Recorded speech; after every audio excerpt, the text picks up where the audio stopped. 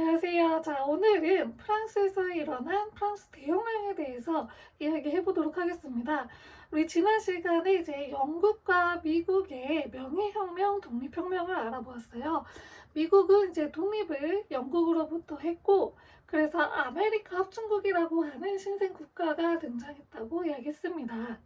자, 오늘은 이제 프랑스인데요. 프랑스에서 대혁명이 일어납니다. 혁명은 그냥 아예 나라 전체가 뭐가 이렇게 확 뒤바뀌는 거, 180도 뒤바뀌는 것을 혁명이라고 이야기합니다. 자, 프랑스 사회가 어떻게 바뀌었길래 그냥 혁명도 아니고 대혁명이라고 불리고 있는지 같이 보도록 하겠습니다. 사실 이 프랑스 대혁명을 보기 전에 프랑스 신분 제도를 잠깐 볼 필요가 있어요.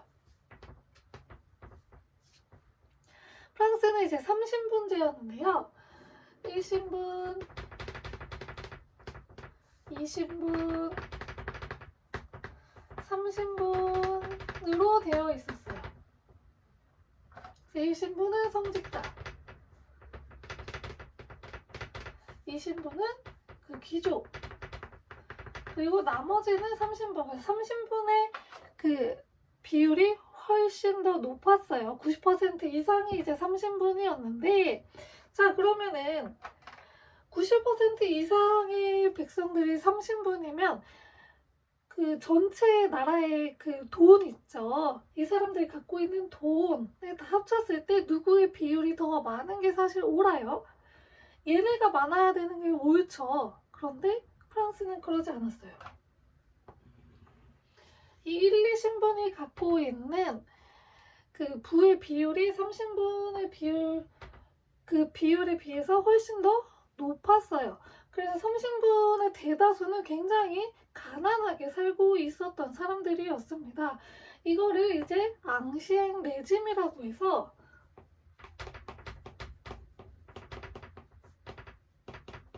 이게 뭐냐면 구제도의 모순, 그러니까 모순인 거죠. 말도 얘네가 인구수가 훨씬 많으면 부를 더 많이 가지고 있어야 되는데 그러지 못한 모순적인 상황, 구제도의 모순이라고 부르는 앙시앙 레짐이라고 하는 이런 관습을 가지고 있었습니다. 이게 당시 프랑스의 상황이었어요. 자, 그러면 이제 프랑스 대혁명이 왜 일어났는지 살펴보도록 하겠습니다. 당시에 프랑스의 왕은 루이 16세였어요. 이 루이 16세는 그 왕실 자체의 사치도 있었고, 그리고 지난 시간에 얘기했듯이 이제 영국과의 7년 전쟁도 있었고요. 그리고 미국의 독립혁명 지원해줬어요. 여기 참전을 해버리는 바람에 돈을 좀 많이 사용할 수밖에 없었어요. 둘 다 전쟁이잖아요. 그래서 이 전쟁 비용이 아주 어마어마하게 들었어요. 그래서 이 돈을 어디서 이제 확보를 할까 생각을 한 거죠. 보통 이제 나라에서 돈을 이렇게 버는 방법은 세금이라는 방법이 있었어요. 그래서 세금을 더 걷어야겠다. 근데 당시의 세금은 누구에게 걷고 있었냐고 하면 이미 3신분한테는 세금을 걷고 있었어요. 자, 그러면 이제 누구한테 걷어야 되죠? 얘네는 이미 걷고 있으니까 여기서 더 걷기는 힘든 거예요. 2신분과 1신분한테 좀 걷어야겠다 해서 무엇을 소집하냐? 명사회라는 것을 소집을 해요.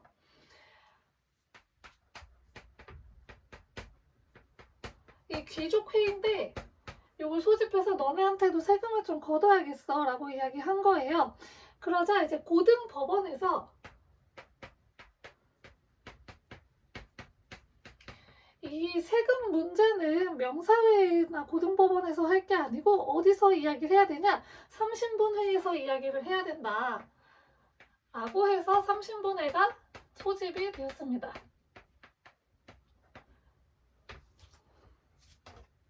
그래서 이제 3신분회가 소집이 되었는데요.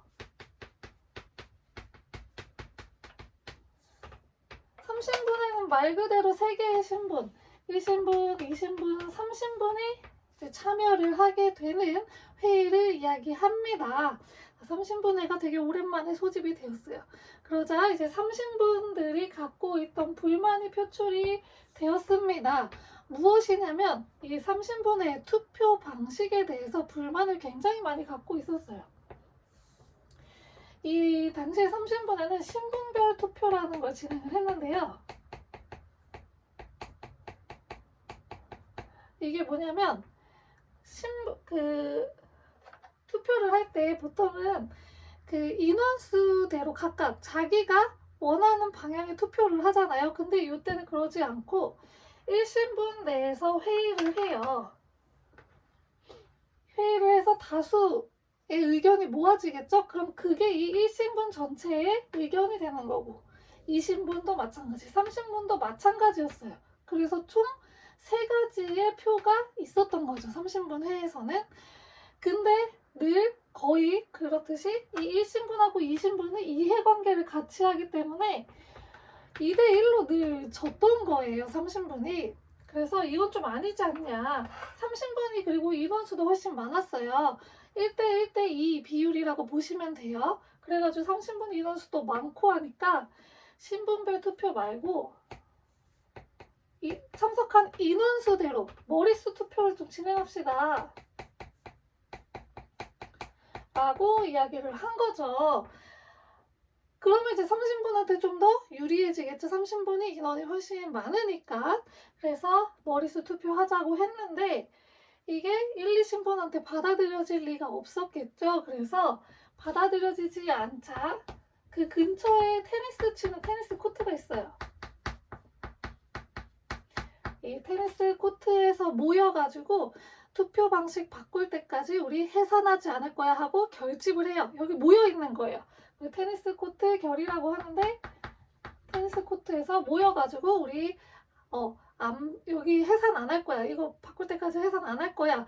해요. 그리고 나서 무엇을 결성하냐? 국민의회라는 것을 결성을 합니다.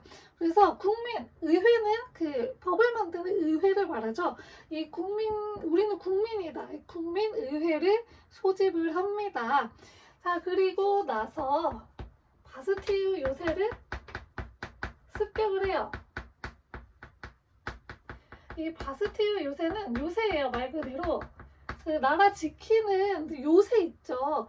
국경을 지키는 요새인데 여기가 이제 감옥이 있었는데 이게 정치범 수용소였어요. 그래서 사실 여기에서 들어가 있던 사람은 그렇게 많진 않았다고 해요. 보통 정치범들을 구속하는 곳이라서 아무튼 그래서 이 요새를 습격해서 이 안에 있는 무기라든지 이런 것들을 가지고 나오게 되었습니다. 자, 그리고 나서 이제 이 국민의회에서 본격적으로 일을 하기 시작을 합니다.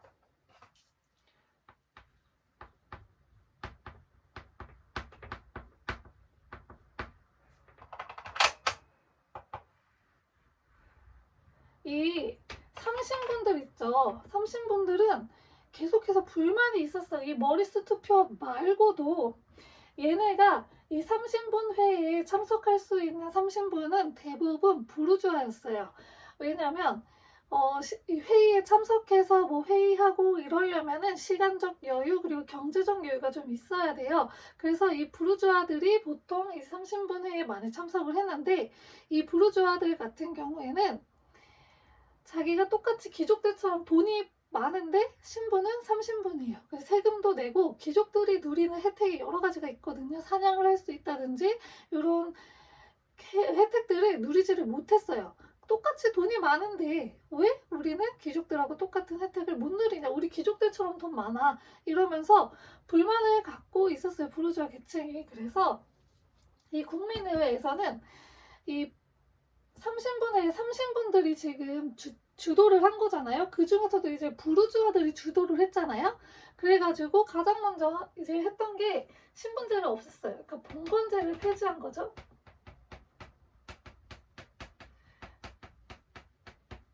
신분제를 없앴는데 조건이 있어요.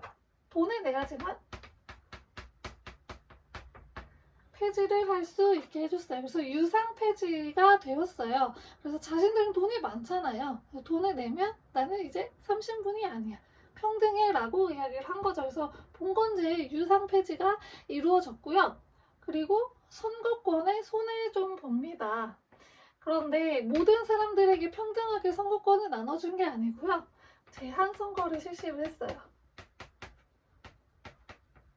이것도 마찬가지로 뭐 능동시민과 수동시민으로 나눴어요. 그 기준은 납세액, 세금을 내는 금액, 돈을 많이 내는 사람들만 선거를 할 수 있도록 선거권을 줬습니다.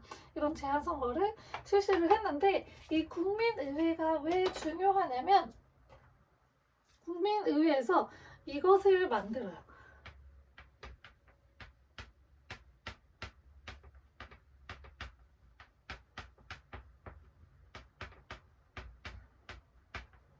인간과 시민의 권리선언, 이걸 줄여서 인권선언문이라고 하거든요.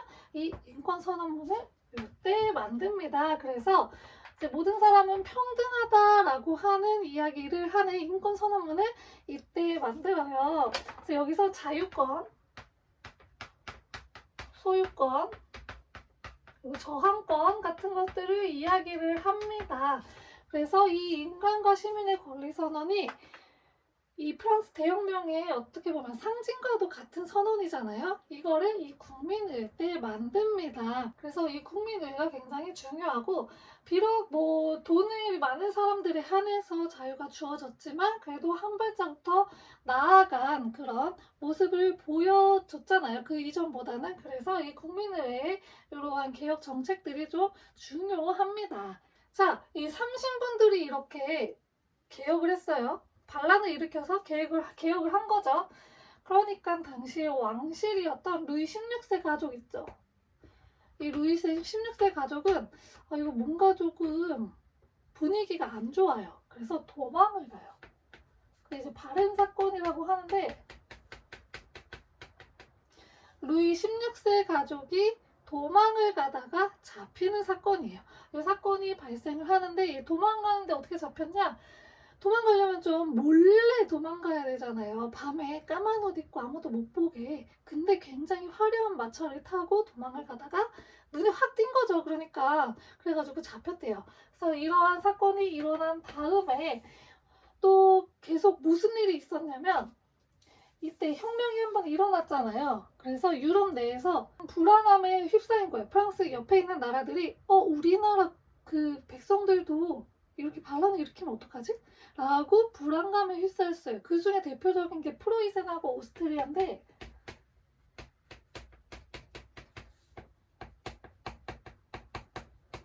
프로이센하고 오스트리아가 이거 막아야 돼 라고 생각을 해서 프랑스로 쳐들어옵니다. 이런 혁명 전쟁이라고 하는 전쟁이 일어났어요.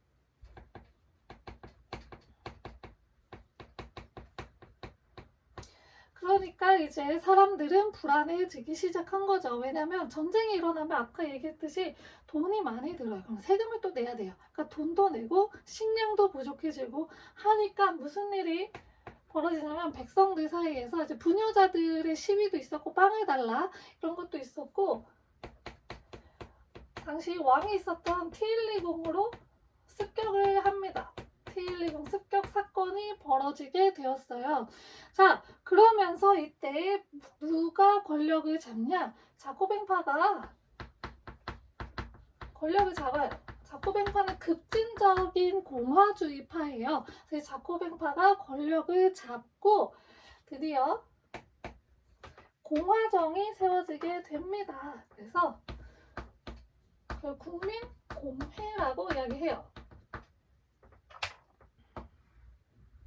국민공회가 세워져서 이제 왕은 내쫓겨지게 돼요. 그래서 루이 16세가 처형을 당하고요.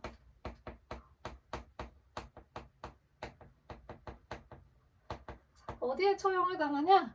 단두대에다가 처형을 당해요. 목 잘리는 이렇게 누워있어서 목이 이렇게 잘리는 거예요. 그 단두대에서 처형을 당하게 되고 누가 권력을 잡냐? 로베스피에르라고 하는 사람이 권력을 잡아요. 이 로베스피에르는 루이 16세하고 어린 시절에 좀 같이 지냈던 사람이래요. 그래가지고 루이 16세를 당시에 처형하자 처형하지 말자 파가 좀 나눠져 있었는데 굳이 뭐 처형할 필요까지는 없다 이런 의견이 좀 많았대요. 근데 로베스피에르가 어릴 때 같이 놀면서 약간 좀 무시당하고 자격지심 느끼고 이런 게 있었다고 하더라고요. 그래가지고 루이 16세의 처형을 강력하게 주장해서 루이 16세를 처형시켰습니다. 그래서 루이 16세가 처형되고 왕이 없는 공화정이 이제 프랑스에 생겨나게 된 거죠. 거기서 권력을 잡은 게 로베스피에르입니다. 자, 근데 로베스피에르는 왕을 죽이고 어떻게 보면 이렇게 뒤집어 엎어가지고 권력을 잡았잖아요. 그러니까 이 혁명에 반대하는 세력이 등장할까봐 두려웠어요. 자기도 이제 그 한번 뒤엎었던 거기 때문에 또 다른 뒤엎음이 있을 수 있잖아요. 그래서 공안위원회 그리고 혁명재판소를 설치를 해요.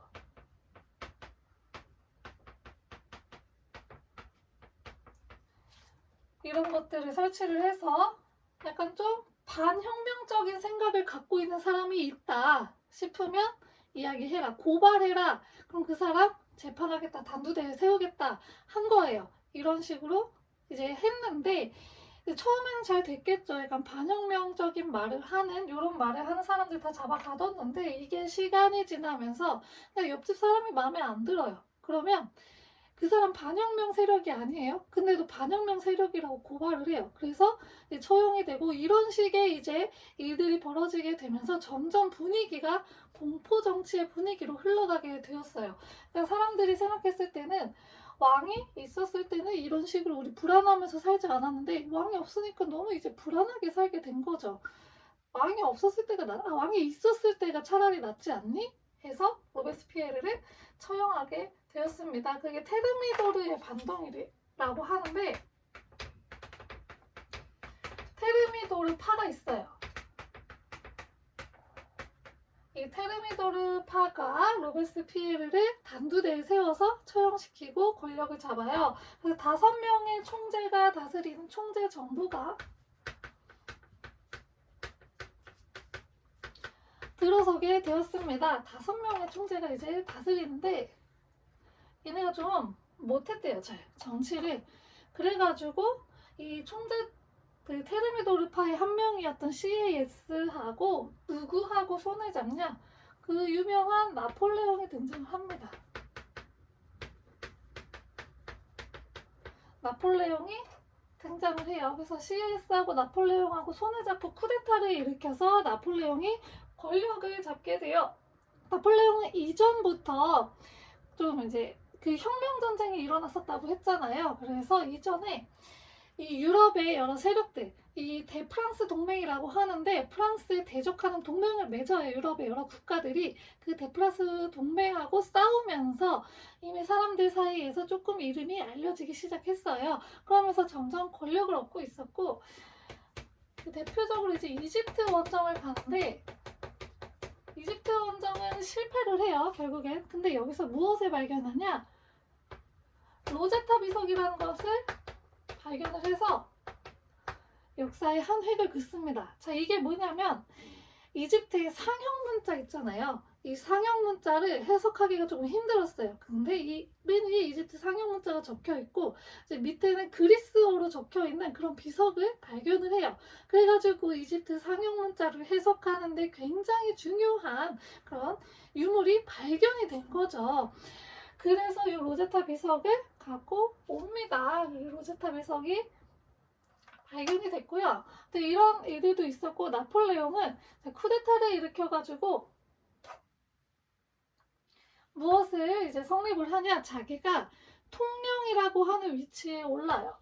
그 통령 정부라고 하는데 원래 통령이 나폴레옹 한 명만 있었던 게 아니었어요. 근데 사실상 나폴레옹 1인 체제가 된 거죠. 나폴레옹이 다른 통령보다도 자기가 이제 권력을 다 가져가서 사실상 1인 독재 체제가 됐고요. 그리고 점점 종신 통령의 위치에 올랐어요. 그래서 뭐 후계자 임명권이라든지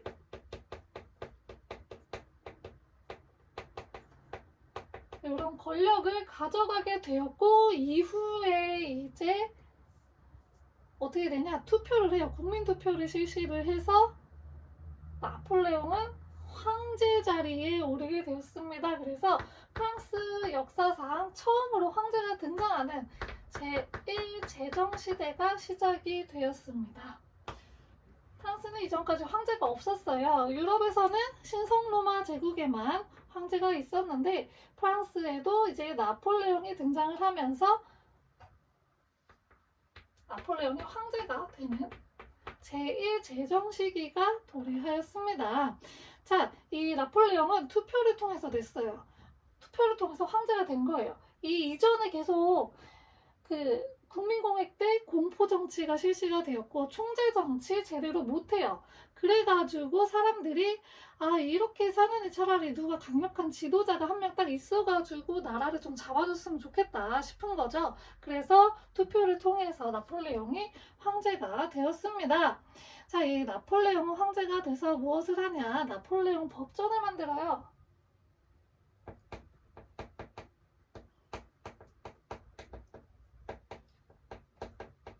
나폴레옹 법전에는 평등에 대해서 이야기를 했는데요.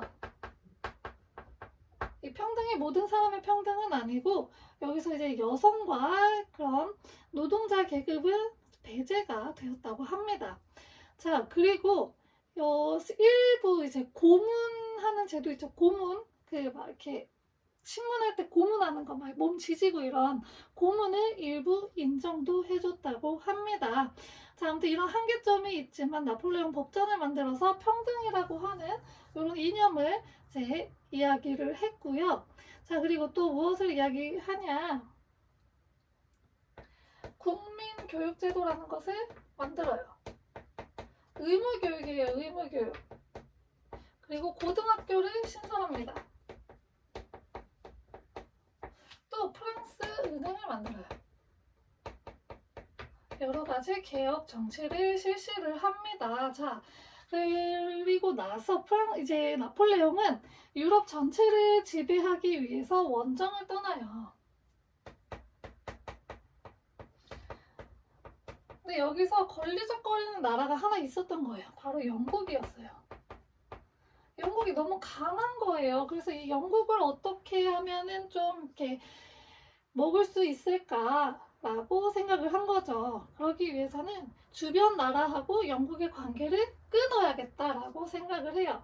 그래서 대륙 봉쇄령을 내립니다.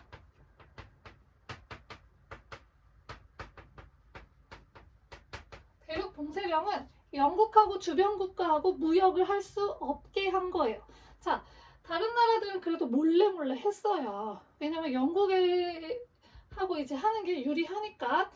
근데 그 중에서도 누가 이제 대놓고 어기냐? 러시아가 대놓고 어겨요. 그러니까 나폴레옹이 러시아 두고 봐 하고 러시아 원정을 떠납니다.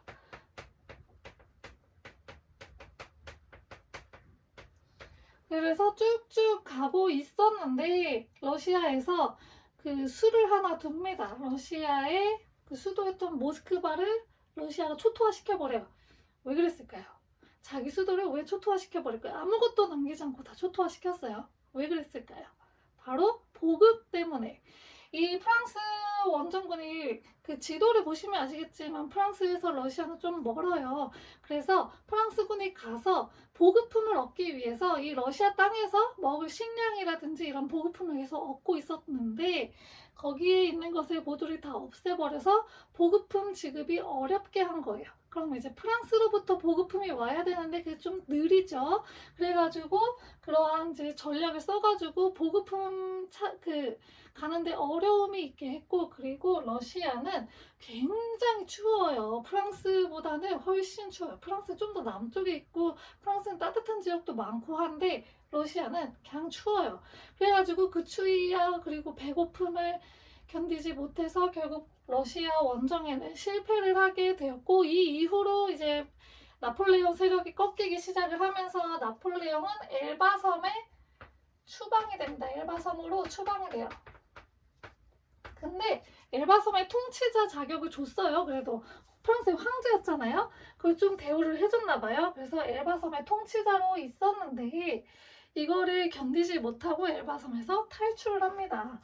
그러고 나서 영국하고 워털루 전쟁을 전투를 하는데 여기서 영국한테 패배를 합니다. 그래서 최종적으로 어디에 유배를 하냐? 세인트 헬레나 섬에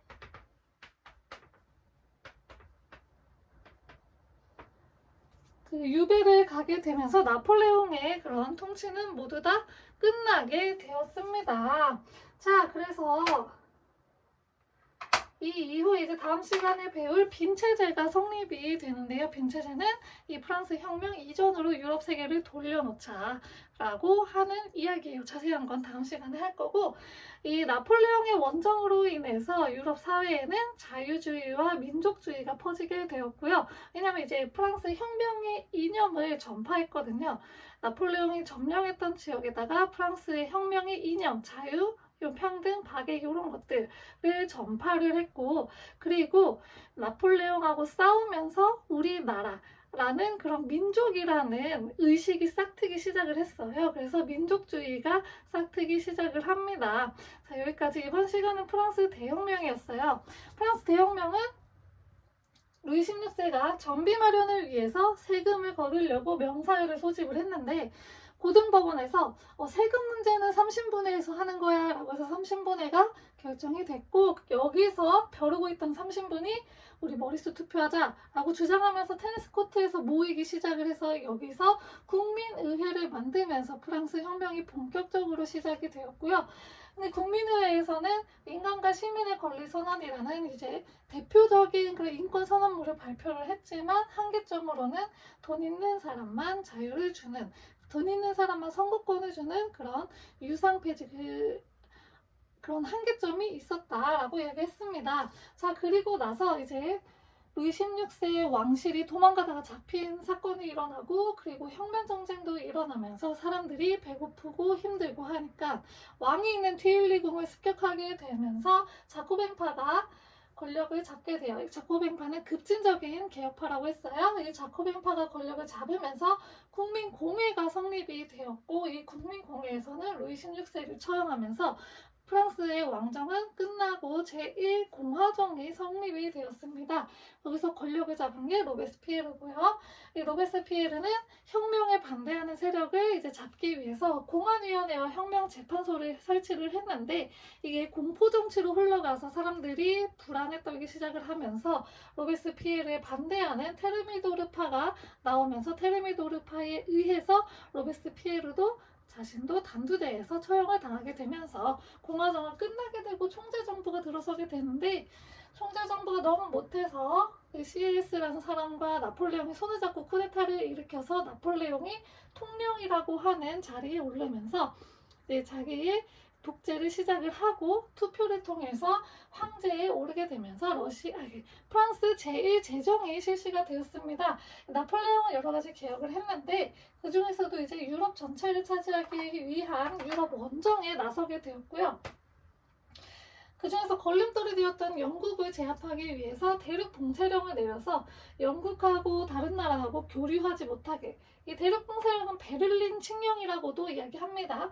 아무튼 그래서 이제 했는데 러시아가 그걸 어겨가지고 러시아 원정을 떠났는데 러시아의 계략 그리고 러시아의 추위에 견디지 못해서 결국에는 실패를 하게 되었고, 엘바섬으로 추방이 되었다가 여기서 그래도 통치자로 지내고 있었는데 그걸 못 견디고 탈출해가지고 워털루 전투에서 또 깨지고 최종적으로 세인트 헬레나 섬으로 유배를 당해서 거기서 그 생을 마감하게 되었습니다. 여기까지 프랑스 대혁명이었고요. 다음 시간에는 프랑스 대혁명 이전으로 돌리자라고 하는 빈체제, 그리고 그 사이에서 이미 한번 자유를 맛봤어요, 사람들이. 이 자유를 한번 맛본 사람들은 자유를 다시 되찾고 싶어 해요. 그래서 자유주의, 민족주의 운동이 일어나게 되었습니다. 이거 다음 시간에 살펴보도록 하겠습니다. 감사합니다.